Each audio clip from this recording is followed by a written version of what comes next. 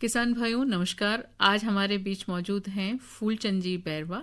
आप सहायक आचार्य मृदा विज्ञान से हैं, राजस्थान कृषि अनुसंधान संस्थान दुर्गापुरा जयपुर से पधारे हैं और आज हमें ये बताएंगे जो कृषि में जो नए नवाचार चल रहे हैं उनमें वर्मी कंपोस्टेड प्रोम जो ऑर्गेनिक खाद है एक तरह का और रासायनिक फास्फोरस युक्त उर्वरकों का जो विकल्प है उसके बारे में हम इनसे बात करेंगे।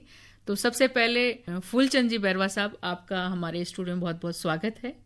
मैं आपसे पूछना चाहूंगी कि ये जो वर्मी कंपोस्टेड प्रोम है ये क्या है और इसके बारे में आप बताएं। किसान भाइयों सभी को नमस्कार, मेरा राम राम। हाँ, ये जो आज हम बात करेंगे जो वर्मी कंपोस्टेड प्रोम खाद है ये क्या होता है। हाँ। किसान भाइयों, ये हमने जो रासायनिक फास्फोरस युक्त उर्वरक होते हैं जैसे आपका डीएपी या एसएसपी, तो उसके बदले में जो जैविक तरीके से जो कार्बनिक तरीके से हम फास्फोरस कैसे दें मृदा में, तो उसका एक ये विकल्प है। अच्छा।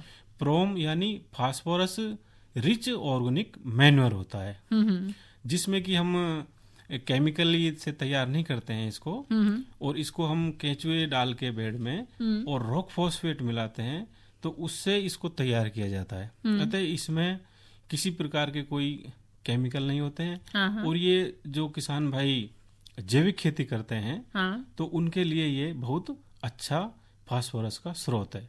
साथ ही साथ इसको डालने से जो फास्फोरस की तत्व की जो सप्लाई होती है पौधों को, वो अगली फसल में भी एक बार डालने से पूर्ति हो जाती है। मतलब उस समय तो ये फायदा देगा ही देगा और बाद में भी इसका फायदा बना रहेगा जमीन के अंदर। और सबसे अच्छी बात है कि ऑर्गेनिक खाद है, वर्मी कंपोस्ट जैसा ही खाद है। बहुत अच्छी बात बताई आपने। अब आप ये बताइए कि जो प्रोम खाद है ये किससे बनाते हैं, क्या क्या इसमें प्रयोग होता है। किसान भाइयों, जो प्रोम खाद है इसके लिए केवल हमारे को रॉक फॉस्फेट की आवश्यकता होती है। तो रॉक फॉस्फेट जो हमारा Rajasthan state mines and mineral जो लिमिटेड उदयपुर है, वहाँ माइनिंग है, तो वहाँ से रॉक फॉस्फेट हम ले सकते हैं। अच्छा। तो इसको रॉक फॉस्फेट के साथ में हमारा जो जानवरों का जो गोबर होता है उसके साथ में हम इसको मिलाते हैं। अच्छा। तो सबसे जो बाहर से जो हमारे को लाने की जो जरूरत है वो हमारे को केवल रॉक फॉस्फेट ही लाना है। अच्छा। बाकी जो गोबर है वो हम हमारा किसान भाई खुद जानवरों का यूज में ले सकता है।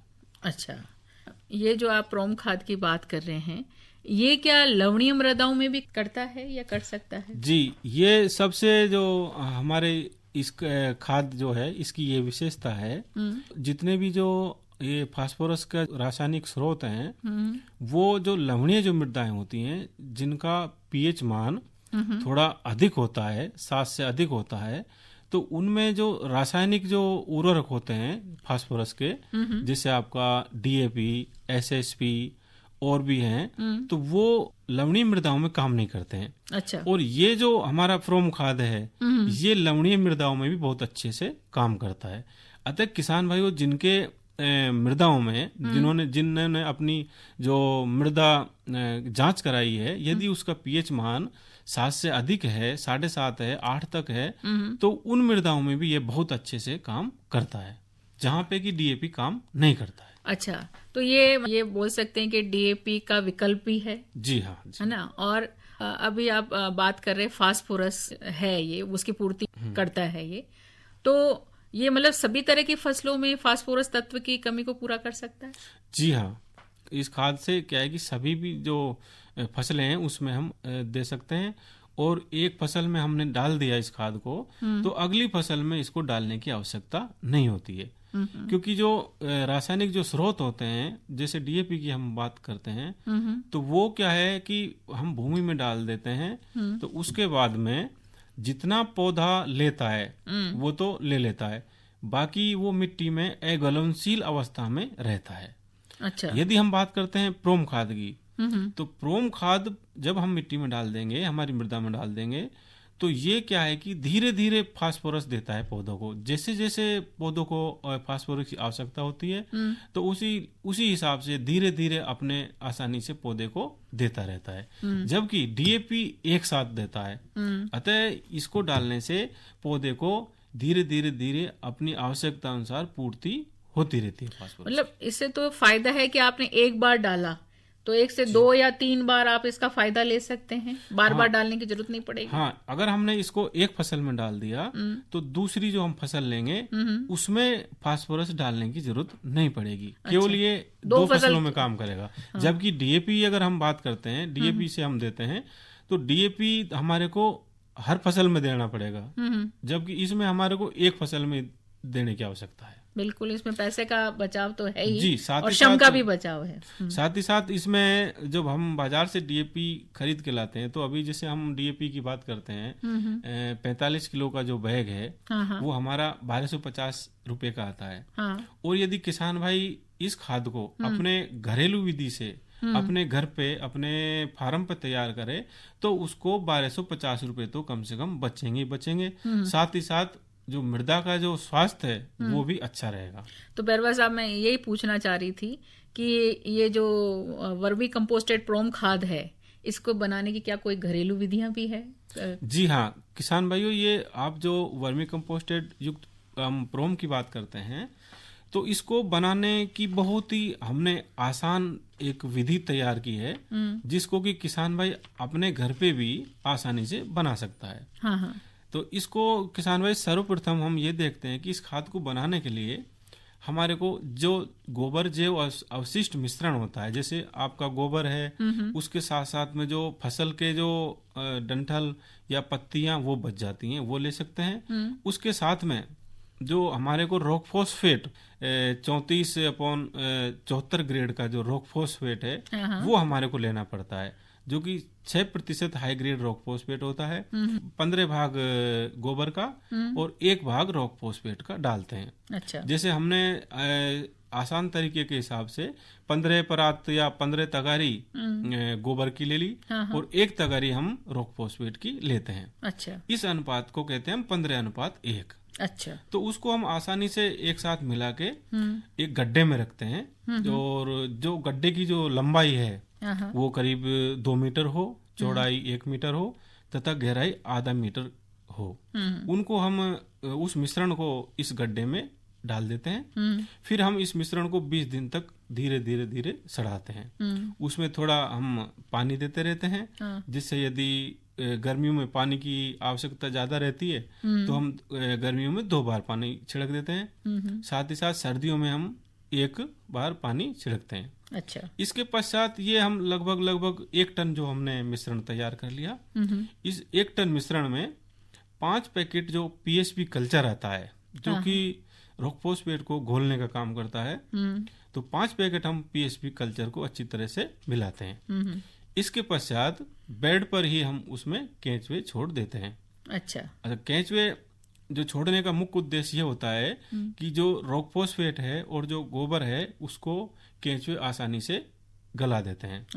तथा इसके पश्चात हमारे को ये ध्यान रखना चाहिए कि इसको 30% जो है कि इसमें हम नमी बनाए रखें। तो 30% नमी बनाए रखने के लिए हमारे को गर्मियों में प्रतिदिन 2 बार और सर्दियों में करीब 1 बार हम पानी का छिड़काव उसमें करते हैं।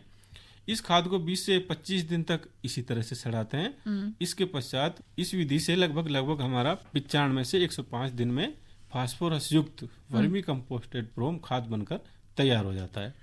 अच्छा, इस खाद को किसान भाई ये इस तरह से पहचान सकते हैं कि भाई बना है नहीं बना। जो अगर बना हुआ जो खाद है वो ऊपर से जो चाय की पत्ती है इसके जैसा उसका कलर आ जाएगा और बिल्कुल दाने दाना हो जाएगा। तो ये हमें ये समझ लेना चाहिए कि अब हमारा खाद बन गया है। अगर इसमें हम थोड़ा बहुत चाहें ट्राइकोडर्मा फफूंद भी इस मिश्रण में मिला सकते हैं, जिससे कि जो ट्राइकोडर्मा जो फफूंद है वो डालने से हमारे जो पौधे हैं, कोई भी फसल है, उसमें जो बीमारियां हैं जो जड़ों में लगती हैं वो भी इससे नहीं लगेंगी। मतलब करीबन जो वर्मी कंपोस्ट बनती है वही एक तरह की विधि है ये। बैरवा साहब, हम करते हैं कि विभिन्न खादों में जो पोषक तत्वों की जो तुलनात्मक उपलब्धता क्या है जब इसकी प्रोम खाद की हम बात कर रहे हैं तो? हाँ, ये इसमें जो हम बात करते हैं, जैसे आपका जैविक कार्बन है, नत्रजन है, फास्फोरस है, पोटास है, कैल्शियम है, गंधक है, जस्ता है, मैग्नीज, तांबा, लोहा और भी कई प्रकार के इसमें सूक्ष्म पोषक तत्व पाए जाते हैं। हाँ। यदि हम बात करते हैं गोबर की खाद की, तो गोबर की खाद में लगभग 27% जैविक कार्बन होता है, जबकि प्रोम खाद में 18% के आसपास होता है। जो हमारा मेन जो इसमें फोकस है वो फास्फोरस है। फास्फोरस जो तत्व है वो प्रोम खाद में 4.25% के आसपास होता है, जबकि गोबर की खाद में केवल मात्र 0.30% ही होता है। अच्छा। इसी तरह से हम बात करते हैं पोटास की, तो पोटास प्रोम खाद में लगभग 1.25% के आसपास होता है, जबकि गोबर की खाद में केवल 0.5% ही होता है। इसी तरह से कैल्शियम है, गंधक है, जस्ता है, मैग्नीज है, तांबा है, ये सारे की सारे प्रोम खाद में गोबर की खाद की तुलना में अधिक मात्रा में होते हैं।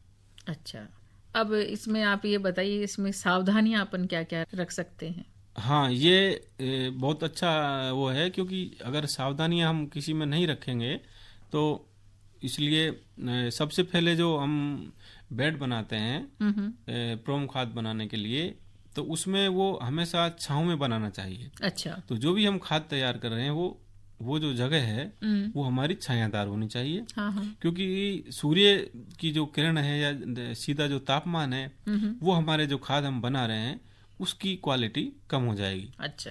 इसी के साथ साथ में प्रोम खाद बनाने के लिए हाई ग्रेड का जो रॉक फॉस्फेट है वो जैव अपशिष्ट है, वो 20 से 25 दिन तक अच्छी तरह मिलाकर ठंडा होने दें। अच्छा। क्योंकि यदि हम ताजा गोबर में यदि केंचुए डाल देंगे तो सारे के सारे केंचुए मर जाएंगे। इसलिए हमारे को केंचुए 20 से 25 दिन बाद ही हमारे को डालने चाहिए। अच्छा।